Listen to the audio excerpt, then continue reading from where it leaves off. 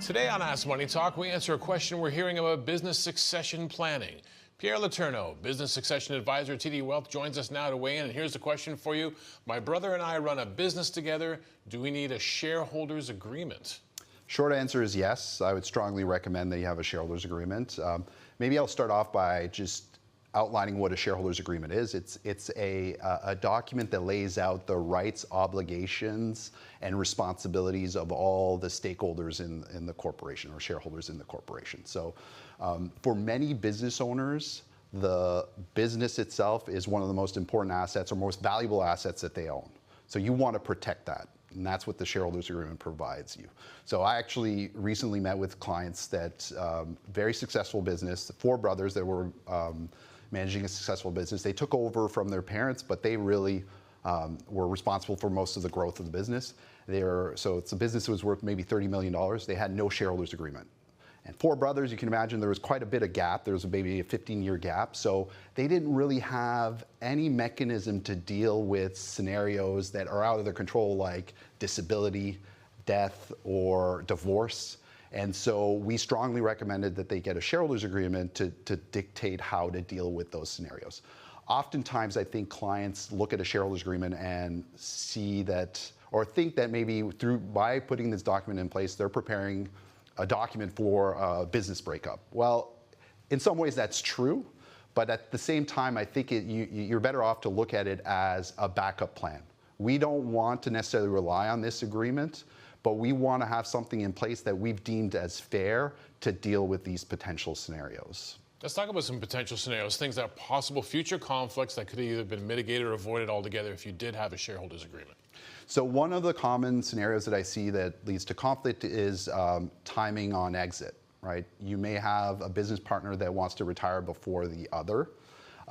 So if that's the case, well, if they don't have a plan in place or an agreement that sort of dictates how that's going to be handled, that could lead to a lot of conflict, right? So most shareholders agreement, or all shareholders agreement, will have what we call a buy-sell agreement that will dictate when a shareholder is able to sell, who they're able to sell to. And so if someone wants to exit, they can rely on that provision to be able to exit the business. Tied to that, there's also usually a valuation mechanism, because that's another potential conflict, is sort of a valuation gap. One person thinks the business is worth X, the other thinks it's worth more or less. And so having an agreement in place or a mechanism in place that says this is how we're going to value the business if one of us wants to exit is important and could avoid some conflict. Another scenario where I see some potential conflict is a scenario where one partner may be more active in the business and the second partner may be a bit more passive. And it may not always be like that. Maybe they start off by both being active, but naturally one becomes more passive.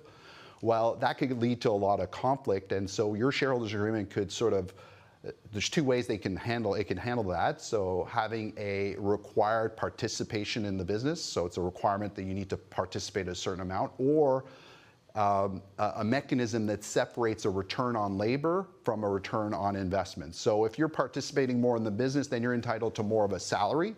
And then if you're only passive, then you're not entitled to salary, you're only entitled to a dividend. That's a distribution of part of the profits, right? So having that laid out, especially if that relationship is evolving through time, is very important. Now, these agreements are very complex. So it's very important to work with an advisor that has an expertise in that area to really lay out an agreement that's suited for your particular needs. Fascinating stuff. Thanks for breaking that down for us, Pierre. My pleasure. That was Pierre Létourneau, business succession advisor with TD Wealth. And if you have a question for us, send it to moneytalk@td.com.